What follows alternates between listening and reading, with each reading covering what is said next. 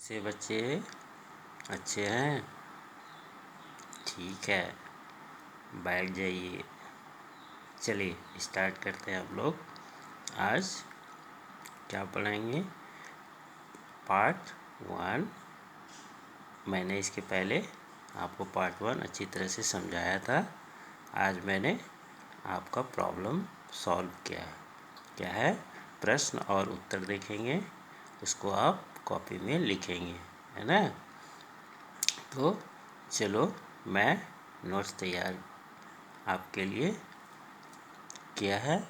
आप उसे देखें और फिर उसे एक एक करके अपने नोटबुक में उतारेंगे। तो आप अपना पेन और कॉपी लेके बैठे।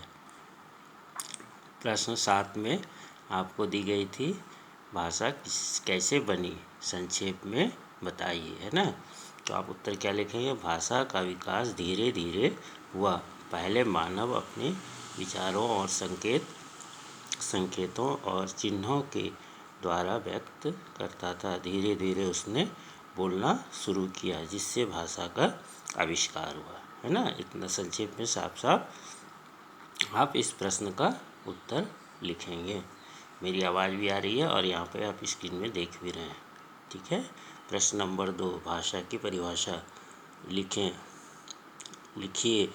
उत्तर क्या लिखेंगे? भाषा वह साधन है जिसके द्वारा हम लिखकर, पढ़कर, बोलकर या सुनकर अपने भावों या विचारों का आदान प्रदान करते हैं, तो उसे हम भाषा कहते हैं ना। गौर नंबर, मौखिक और लिखित भाषा के विषय में बताइए, ये प्रश्न था। उत्तर, अपने विचारों को बोलकर और सुनकर प्रकट करने की विधि को मौखिक तथा पढ़कर और लिखकर प्रकट करने की विधि को लिखित भाषा कहते हैं। तो ये 3 प्रश्न का उत्तर मैंने आपको बताया।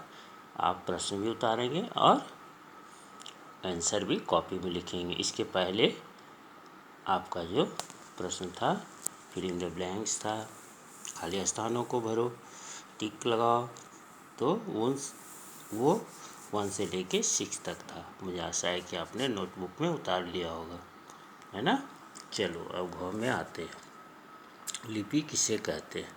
भाषा को अक्षरों या चिन्हों में लिखने की विधि क्या कहलाती है? लिपि कहलाती है। जैसे हिंदी में क्या लिखेंगे? देवनागरी। ये देवनागरी क्या हमारी लिपि है। अंग्रेजी में रोमन कहते हैं, तो ये हमारी लिपि है।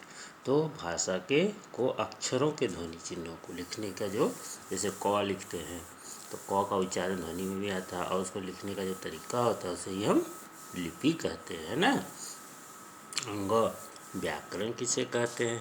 भाषा को शुद्ध रूप में बोलना, पढ़ना और लिखना सिखाने वाले शास्त्र को हम व्याकरण कहते हैं, है ना? लिख लेने के बाद याद भी करना पड़ेगा, तो इसको याद भी आप करेंगे।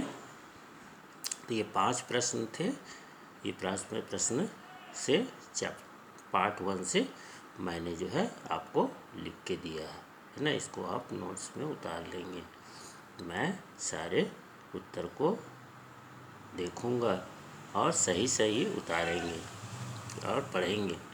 मुझे आशा है कि आप घर में तैयारी कर रहे होंगे और हम और आप मिलकर इस तैयारी को जारी रखेंगे, है ना? तो अगले दिन मैं जो आपको पार्ट 2 पढ़ाऊँगा, जो आपके पुस्तक में दी गई है कि क्या हमें पढ़ना है। इसके बाद पार्ट 2 में वर्ण विचार, है ना? क्या पढ़ेंगे हम लोग? वर्ण विचार।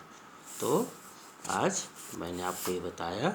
मुझे आशा है कि आज आपका इस पाठ से प्रश्न के उत्तर मिल गए होंगे और अब आप प्रसन्न होंगे, क्योंकि आपने प्रश्न का उत्तर लिखना शुरू कर दिया होगा।